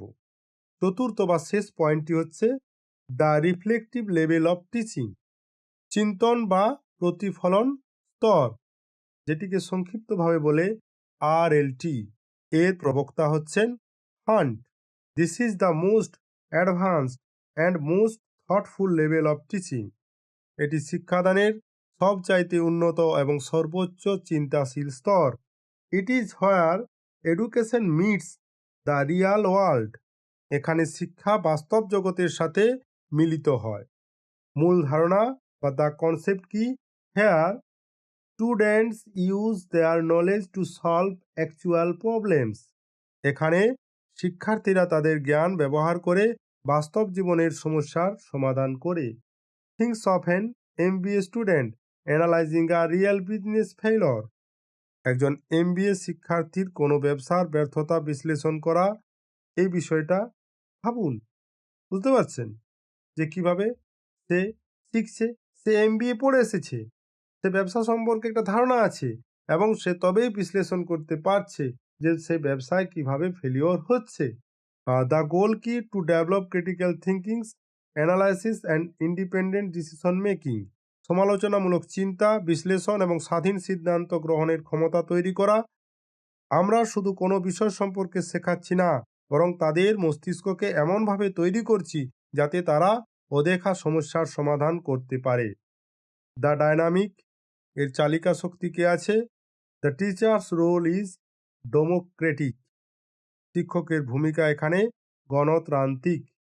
The teacher acts as a guide of facilitator, but the student drive the class. শিক্ষক কেবল একজন গাইড বা সহায়তাকারী হিসাবে থাকেন, কিন্তু শিক্ষার্থীরা তাদের সৃজনশীল আইডিয়া এবং প্রয়োজন অনুযায়ী ক্লাস পরিচালনা করেন। এখন আমরা একটি টেবিলের মধ্যে দিয়ে এসেছি। এই টেবিলটিকে লক্ষ্য করলে আপনারা সহজেই বিষয়টি বুঝতে পারবেন যে কিভাবে কি হচ্ছে। এখন আমরা কনক্লুশনে যাব। As we wrap up, remember that's this levels of like a ladder. পরিশেষে মনে রাখবেন এই স্তরগুলো একটি মই বা সিঁড়ির মতো। You can not reach the reflective levels without the foundation of the memory level. স্মৃতিস্তরের ভিত্তি ছাড়া আপনি কখনোই প্রতিফলন স্তরে পৌঁছাতে পারবেন না। You need the facts to grasp the concept and you need the concept to solve the problem. আপনার তথ্য প্রয়োজন যাতে আপনি বিষয়টি বুঝতে পারেন, এবং আপনার উপলব্ধি প্রয়োজন যাতে আপনি সমস্যার সমাধান করতে পারেন। By identifying which level your student are at, you can choose the right method to help them succeed. আপনার শিক্ষার্থীরা কোন স্তরে আছে তা চিহ্নিত করার মাধ্যমে আপনি সঠিক পদ্ধতি, সেটি মুখস্থ করার হোক বা গণতান্ত্রিক বিতর্ক, বেছে নিতে পারবেন। এই চার্টটি, আরেকটি চার্ট রয়েছে, আপনারা এটিকে ভালোভাবে লক্ষ্য করবেন। এই চার্টের মাধ্যমে কিন্তু অনেক কিছু তথ্য তুলে ধরা হয়েছে। এই চার্টে আপনারা অনেক কিছু বিষয় জানতে পারবেন, যেমন এমএলটি রয়েছে, ইউএলটি রয়েছে, আরএলটি রয়েছে এবং কিভাবে হায়ার লেভেল পর্যন্ত উঠছে, এগুলো সব কিছু বর্ণনা করা হয়েছে। এই চার্টটাকে মনে রাখবেন, তাহলে আপনাদের বিষয়টা কিন্তু ছবির মতো মনে থাকবে এবং ভেসে উঠবে। এরপরে আজকের ক্লাসের সব শেষ আলোচনার বিষয় হচ্ছে the evolution of instruction, pedagogy, andragogy and heutagogy. মানে কি? নির্দেশনার বিবর্তন, প্যাডাগজি, অ্যান্ড্রাগজি এবং হিউটাগজি। সাবজেক্ট কি? অ্যাডভান্স টিচিং মেথোডোলজিস, উন্নত শিক্ষাদানের পদ্ধতি। ইন্ট্রোডাকশনে কি হবে? Think of teaching as a long distance journey. শিক্ষাদানকে একটি দীর্ঘ পথযাত্রার মতো ভাবুন। If you are the guide, you need a map. আপনি যদি গাইড হন, তবে আপনার একটি ম্যাপ বা মানচিত্র প্রয়োজন।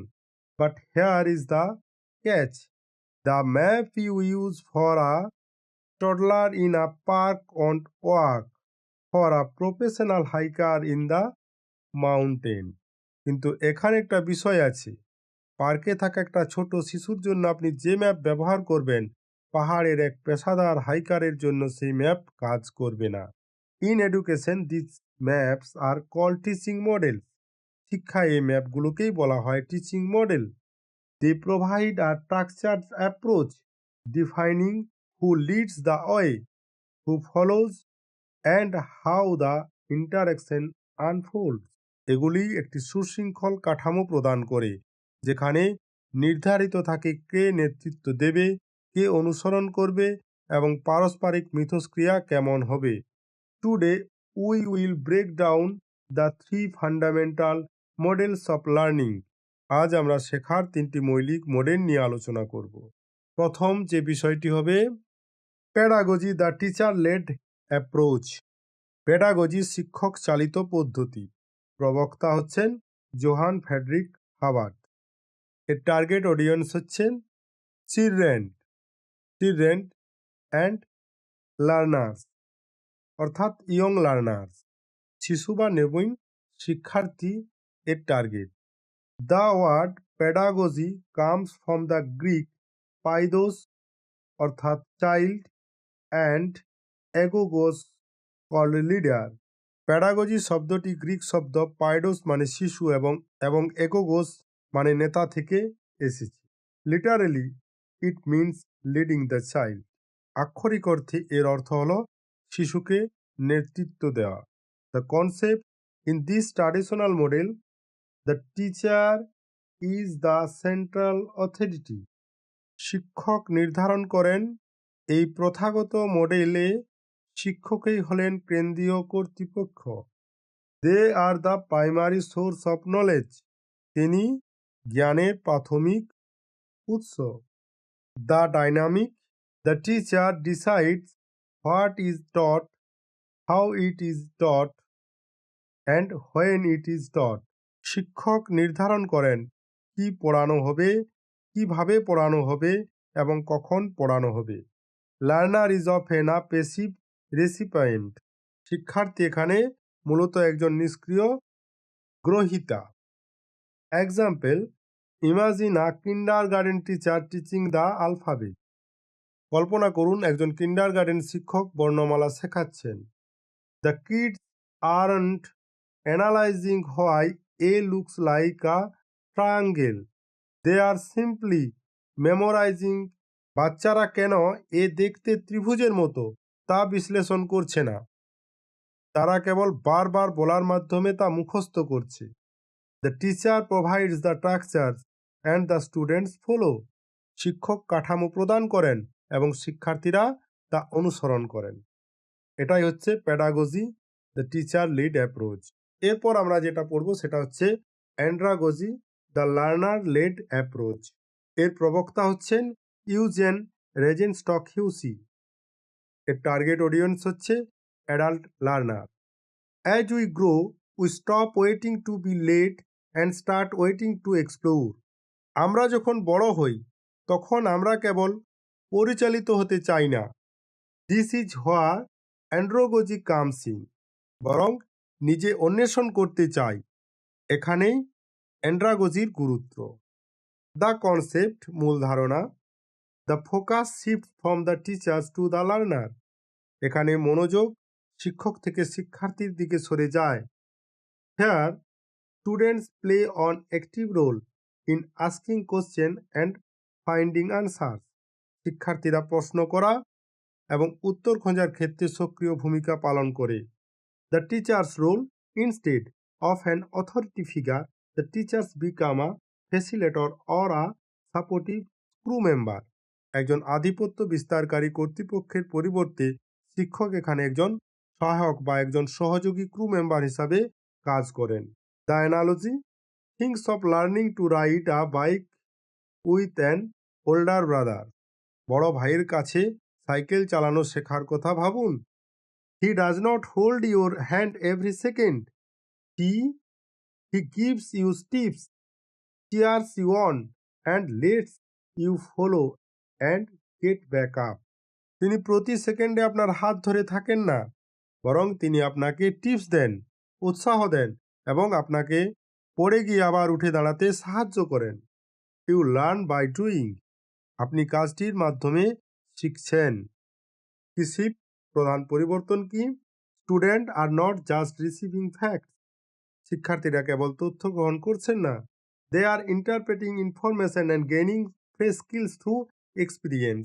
তারা তথ্যের ব্যাখ্যা করছে এবং অভিজ্ঞতার মাধ্যমে নতুন দক্ষতা অর্জন করছে। এরপরে আমরা 3 নম্বর পয়েন্টটির ব্যাখ্যায় যাব। এটি শেষ ব্যাখ্যা। হিউটাগজি, দ্য সেলফ ডিরেক্টেড অ্যাপ্রোচ। হিউটাগজি হচ্ছে স্বনির্দেশিত পদ্ধতি। এর প্রবক্তা হচ্ছেন স্টুয়ার্ট হাস এবং ক্রিস কেনিয়ন। টার্গেট অডিয়েন্স হচ্ছে প্রণোদিত এবং স্বাধীন শিক্ষার্থী।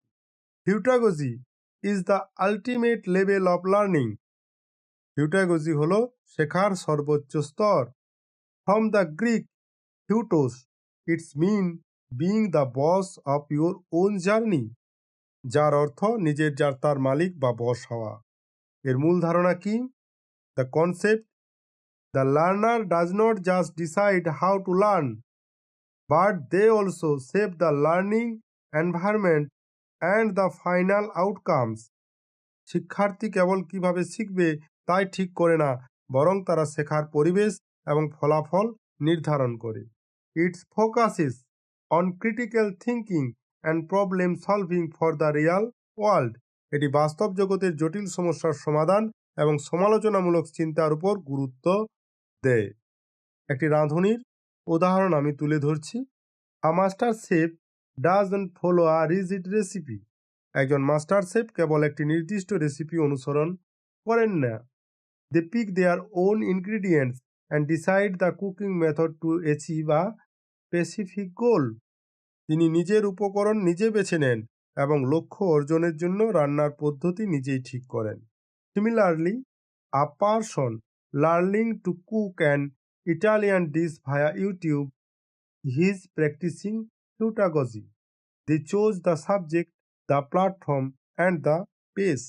একইভাবে কেউ যখন ইউটিউব দেখে ইতালির খাবার রান্না শিখছে, সে হিউটাগজিকে অনুশীলন করছে, কারণ সে নিজেই বিষয়, প্ল্যাটফর্ম এবং গতি নির্ধারণ করছে। Double loop learning, this is the super power of the heutagogy. It's mean you are not just learning a subject, you are learning how you learn. এটি হিউটাগজির একটি বিশেষ ক্ষমতা। এর মানে হলো আপনি কেবল একটি বিষয় শিখছেন না, বরং আপনি কিভাবে শিখছেন তাও শিখছেন। You reflect on your own process to become a faster, smarter and more flexible learner. আপনি নিজের শেখার প্রক্রিয়ার উপর প্রতিফলন করেন যাতে আরও দ্রুত, বুদ্ধিমান ও নমনীয় শিক্ষার্থী হওয়া যায়। এখন এই টেবিলটা লক্ষ্য করুন। এই টেবিলটায় আপনারা দেখতে পাচ্ছেন সমস্ত বিষয়টি উপস্থাপিত করা হয়েছে সহজ এবং সাধারণভাবে। এখানে প্যাডাগজির কথা বলা হয়েছে, অ্যান্ড্রাগজির কথা বলা হয়েছে এবং হিউটাগজিরও কথা বলা হয়েছে এবং কিভাবে সেগুলো কাজ করছে এই টেবিলটিতে সম্পূর্ণভাবে দেখানো হয়েছে। আপনারা এটার স্ক্রিনশট নিয়ে রাখুন যাতে আপনাদের এই তিনটি বিষয় বুঝতে সবচেয়ে সুবিধা হয়। এখন আমরা আগের যতগুলি আলোচনা হয়েছে তার মতোই কনক্লুশনে আসব। To be a great educator you must know which map to pull out. একজন দক্ষ শিক্ষাবিদ হতে হলে আপনাকে জানতে হবে কোন ম্যাপটি কখন বের করতে হবে।